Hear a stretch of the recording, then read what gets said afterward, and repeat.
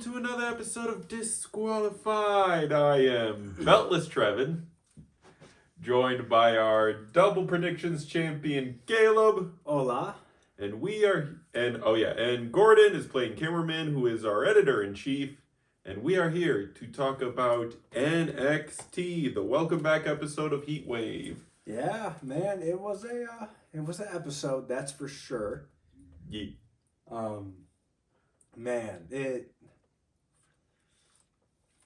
I think it really set up only two things. Yeah. And that was it. It was more just kind of a filler episode. Yeah. But speaking of things they're setting up, we open with none other than Ricky Sainz. We saw him at the end of Heat Wave, staking his claim on Oba's just defended title, being like, that's mine. Oba wasn't having any of it. And neither is one Josh Briggs. Nah, he said, fuck out of here with that bullshit, bro.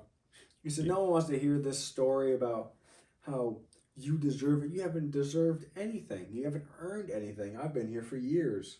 Yep, you've been here for 6 months. Mm-hmm. And Ava comes out being like, listen, I know where this is going. So if you're going to squabble, let's at least make it official. Later tonight for the number one contendership for the NXT Championship. Ricky did say, oh, hell no, I'm not about to be Sid. I'm not going to sit here and be lectured by Sid from Toy Story. But also, Briggs, Saints has been in the company for 6 months and he's already held the title. How long have you been in the company for? You're also getting booed out the wazoo. Now, at least you're getting reaction. Like, getting booed out the wazoo is a reaction, which, at least if you're getting a reaction, that's good. It means better than cut his mic off. Yes. But on to our first actual in-ring action. We have, this match needed a definitive winner. We have one Kalani Jordan versus one Blake Monroe. As a couple weeks ago, Blake ran away and the match was left to a count out with Kalani winning, but Kalani was like, nah, we need a definitive answer. Yeah, and we get a pretty good one-on-one match to start off the show. Dude, the way that these two work, it's only been 2 matches together. Yeah. And they have great chemistry together. It is amazing. There is one spot where Jordan Grace does appear. Yep. And Blake runs for the repeat of run for the exit. The exit is chained shut, and Jordan's like, where are you going? You have a match. Where are you going? All right, get back in there. You got a match. Blake makes it back before the 10 count. I believe we got to either 8 or 9 from what I overheard from the ref and crowd. But Kalani beats her down, hits her with the split leg moonsault for the 1, 2, 3. Yep. And Kalani is now 2-0 over Blake. Yeah.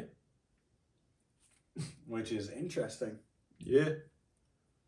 This obviously means that Jordan Grace and Blake Monroe are probably having a trilogy. Mm-hmm. Yes. But on to a feud I did not think was getting a trilogy. Man, it is, for the first time in WWE, specifically NXT, since 2020, it is a blindfold match. And it is one Lexis King versus one Miles Bourne. Miles playing the face and also playing smart of asking the crowd before he went out and put the blindfold on that if he is close to Lexis, make a lot of noise as a signal. Yeah. It was a lot of comedy, which is fine. It was a nice laugh. Yeah, they recreated a Triple H spot of after a corner breakup, Lexis continued to scream at Miles as if he was still in the corner, just to trip on Miles. Yeah, just a trip. He then did a wicked tumble to the outside. Yep. When Miles moved out of the way. He then rounds the corner, backs into the ring post, and then chops the ring post. Crawls and stumbles his way over to the opposite ring post, along the entranceway. trips over the stairs, and then Miles finally comes out and gets him. Yeah. How this match ends, however, is Lexus was also smart. You know, they're back corner grappling, the ref's breaking it up, and Lexus is going for some more shots, but he feels around and realizes, oh shoot, this is the ref. Wait a minute. This is the ref. Rakes the eyes of the ref, lifts up his blindfold to low blow Miles, put the blindfold back on when the ref recovers. Coronation for the 1, 2, 3. Man, actually entertaining match. Yeah. If this was like a pay-per-view and we were giving it a rating, I'd give this a 3. Yeah. Maybe a 2. Yeah, it's a weekly-esque match to have. It's just funny. Like, it was adding a little levity is always fun. Yes, but he is imminent. Yep. As Charlie found Ren a partner in one, Kendall Gray. And I called it. Yes, you did. And they are taking on the female members of the Calling, which are Tatum Paxley and Izzy Dame. They're starting to form the cracks. Just ever so slightly. Yep. Tatum was rolling in the match. There was a lot of Tatum offense in this match from the Calling. They kept making frequent tags, of course, but it was mainly Tatum. Mm-hmm. And then while she was going to go, I think for her finisher, or do like a signature move, Izzy tags in. And Tatum's like, what's going on? They start arguing a little bit. Izzy gets rolled up. Tatum breaks it up. And then Kendall puts an armbar on Tatum. And instead of helping Tatum out, Izzy hits her finisher on Ren and wins the match. Yep. Every faction, every female group except for one, you can see the cracks forming. And what's funnily enough is that the one that the cracks aren't forming is one of the oldest and also one of the ones where we expected it not to last long. Fatal Influence? No. Oh. No, not the one I'm talking about. However, they are in the main event later are the ones I'm talking about. Yeah. Yeah, but we'll get to that later.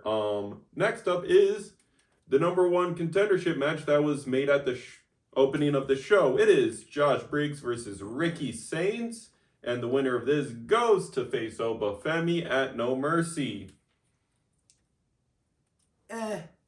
It was a match. Yes. This match is a lot of people are pointing out how Ricky's moveset is very limited against the bigger dudes of the roster, as he's not able and he has to change his finisher to a double tornado DDT, as he does not have the strength to lift those people up for the Rochambeau. Yeah, and unfortunately, it's kind of like one of the first things you learn when you get into wrestling is if you're gonna have a finish, like you need a finisher. Mm-hmm. Make it so you can do your finisher on anyone. Yeah. And then The Undertaker on one of his episodes of his podcast gave the advice of sort of have two finishers. A finisher where it's okay if people kick out of, and a nail in the coffin finisher. Mm-hmm. And Ricky, for his very early NXT career, it was like the Rochambeau was his only finisher and was also his nail in the coffin finisher. Now that he has to deal with the bigger people in the locker room, the double tornado DDT is cool, but requires a lot of setup, and also especially tornado DDTs have not been seen as a finisher level move for years. It's really weird the position he's in, because he's not a high flyer, so he's not going to do a diving finisher. No. He's a technician, but he doesn't really work like a technician. No. Like he does holds, but he's not one to slap a submission on. No. Just willy nilly. Yeah. He's, I guess, for the smaller guys, a bit of a powerhouse, but it's just weird. Like Yeah. the Rochambeau works, but you need a second finisher, and It's like, I guess the double tornado is good for now, but it's just like take V1 of Dirty Deeds. Yeah. And just hook them by the head, and then drop them down. Yeah. I mean, we have two superstars on our roster that we're okay with their finisher being a double underhook, and that's Drew McIntyre and Blake Monroe. Drew's, that was his first finisher. Yeah. He came upon the Claymore by accident. Yep. When he was in 3MB because the damn leather pants was too tight. Yeah. But like, I mean, the DDT has had a resurgence as a finisher. Mm-hmm. Alexa used it for a little bit. Yeah. She still uses a Sister Abigail DDT. Yeah. It's just, I don't know. I think if you're gonna do a DDT, I think V1 of Dirty Deeds is good. You could do a Shining Wizard. Yeah, it's like Tegan Knox is no longer. Yeah, it's like it being he has to hit it twice for it to be the finisher version is very similar to the Crossroads trifecta of, if he hits it 3 times, that's the nail in the coffin. But it's like, and that's the thing with Cody too. I think he needs a secondary finisher. Yeah. I mean, he has the Cody Cutter, I guess. Yeah, he has the Cody Cutter. I miss when the Disaster Kick was a finisher, man. Yeah. The Disaster Kick used to be so cool when I was a kid. Just watch that man go, who? Yeah, and it's still cool. Yeah, he doesn't really do it the same anymore. No, yeah. He kind of just like falls and. Yeah. But we bring this up because Ricky picks up the win with the double tornado DDT finish. Oba comes out to respond and repeats what he said at Heat Wave of I just see fear. Shoo, shoo, shoo. Yeah, shoo. Dark State comes out to respond being like, listen. The tag gold looks good on him. It do look good on him. It looks great on him. Yeah. And 3 out of 4 members of Dark State had a mic. The unmiked member of Dark State, Cutler. He did have a mic. He didn't use it. No, he did. He was the last one to speak before they jumped. He said, bad decision. Yeah. And then into the ring, they start getting the numbers advantage, and then the former champions, Honk and Tonk, they run in, they make the save. And next week we have a 4v4 tag, Dark State versus Hank and Tank, Oba, and Ricky. Can they coexist? Ricky and Oba, that's the story of. Hank and Tank are going to be fine. They've also partnered with Oba before. Mm-hmm. Yeah, so it's literally just Ricky is the outlier. I know, but can they coexist? You know that. They're going to say that. Yeah. 12 times on the broadcast next week. Yeah. Can they coexist? Can they coexist? And now we have an official message from Ava about the Speed title tournament to see who Sol Ruca will face for the Speed title at No Mercy. Now, the 4 participants next week, it will be Candice LeRae and Xia Brookside. Candice LeRae is from SmackDown. Xia Brookside is from TNA, former NXT UK alum and NXT alum. She was also part of the Mae Young Classic. So she'll be facing Candice. I don't know if Lainey Reed from NXT, representing NXT, will be taking on Fabe Apache next week or the week after that. Yes. But Fabio Apache is from AAA. You got to see her on the Triple Mania card in the Triple Threat. yep. So once these two matches go, we'll get the semifinal or we'll get the final. Yep. And then we get the title match. Now, they are keeping the timing stipulation. The tournament matches are 3 minutes and title matches are 5. So we shall see how it translates how well it translates to TV. Mm-hmm. And the PLE schedule too. Like that. Like having we'll probably just have an extra match on the card. Probably. And it's just going to be a speed match. Yeah.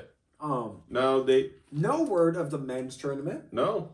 El Grande still has it, but is it El Grande Uno, El Grande Dos, El Grande Tres, or El Grande Cuatro? Do they freebird it to the to Ludwig wearing the persona, or do they bring back that title after the Mask v match, speculated match of Ludwig v Chad? You have to wait till Chad gets back. I think you just vacate it and do a men's tournament. You could. Yeah. Especially because despite Soul showing up with the title, Ludwig El Grande has not seen wearing the title, even though they are now completely allowed to. And Soul is also the only confirmed one to be coming to NXT. Like, it's heavily hinted that the men's speed is also another NXT mid card, but we shall see Monday, I yes. believe. If El Grande shows up on Monday with the title, then we know.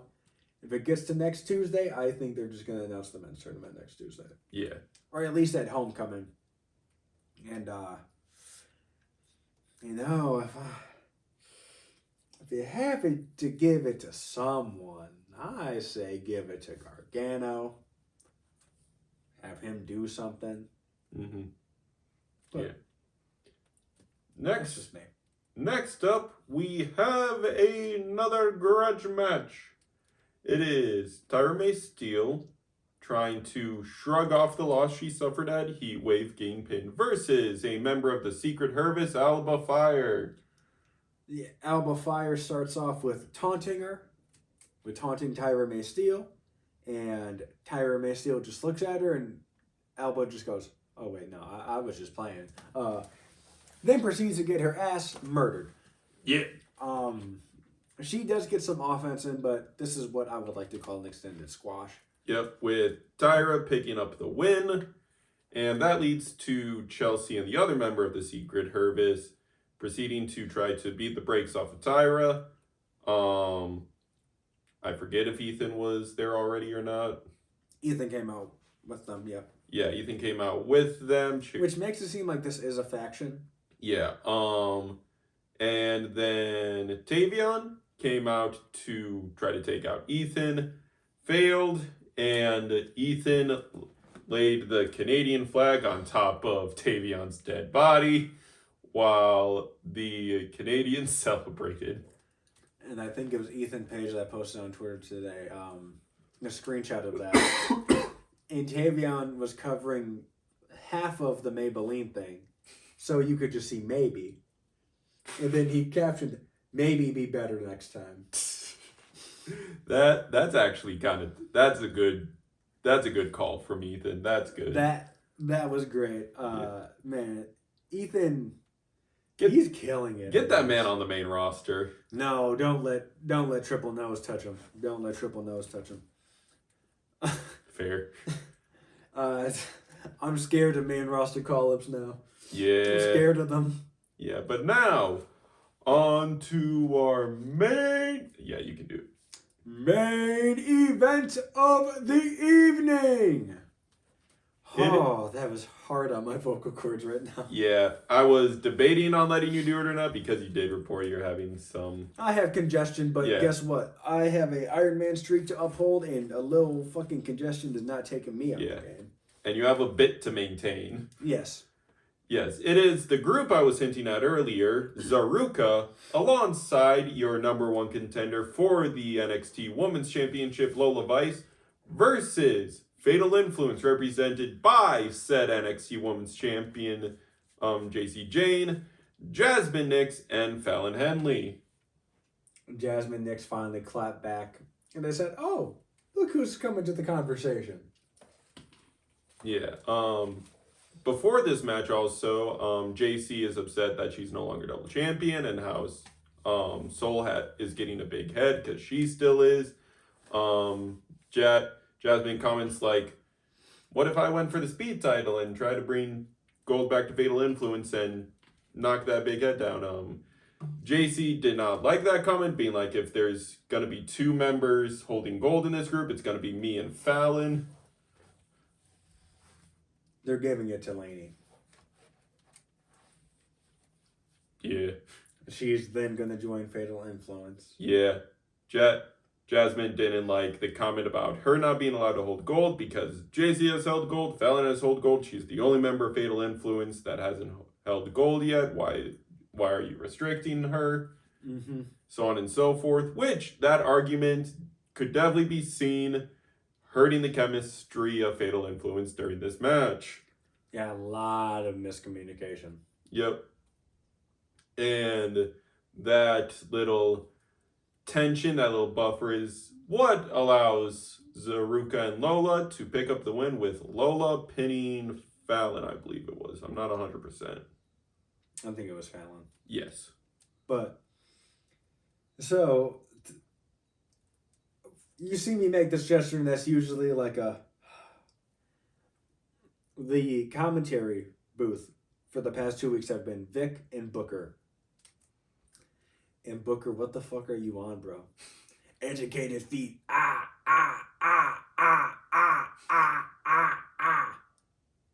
Oh, yeah, man. Bro, what the He is, I want to say, Gordon, you remember Jerry Lawler's commentary, right? Slightly. How he was hypersexual all the time? Yo. Yes. Do you think Booker T is more like volume up or toned down? Yeah. Hoo-ah. He loves it. I don't know. I think it's volume up. Yeah, I think it's Jerry Lawler tuned up to 11 somewhat. Yeah. But somehow less weird. The funny thing is, Vic goes, "It's the birthday girl. What'd you get Soul for her birthday?" Booker goes, "I ain't a boyfriend. I ain't get anything."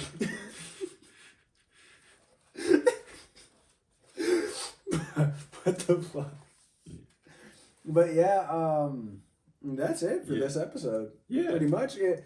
Lainey Reed did come out to catch the main event. Mm-hmm. Which is further like, okay, they are doing the Mean Girls storyline. Yeah, they're doing the Mean Girls storyline and heavily hinting that she's going to be the one to face Soruka, probably, as she is in the bracket. Probably beat her. Probably. I thought you give it back to Candace, but what do I know? Yeah. I think it is Candace versus Lainey, though. Probably. But yeah, so that's it for this episode of NXT, and that's it for this episode of Disqualified. I am your double predictions champion. This will get defended this weekend, and hopefully my medicated state does not make me choose dumb picks. Nah, and I get to keep this. This card is decently predictable. Yeah. But yeah, that is Beltless Trevin. And behind the camera, kind of as always right now, it is our editor-in-chief, Gordon. Okay. Who is also beltless. Dude, Just because of that, he is beltless Gordon. Be sure to like, comment, subscribe, ring the bell 3 times so you know the match is over. Sorry for that voice crack. We will see you next time. Thank you for your time and peace. Bye.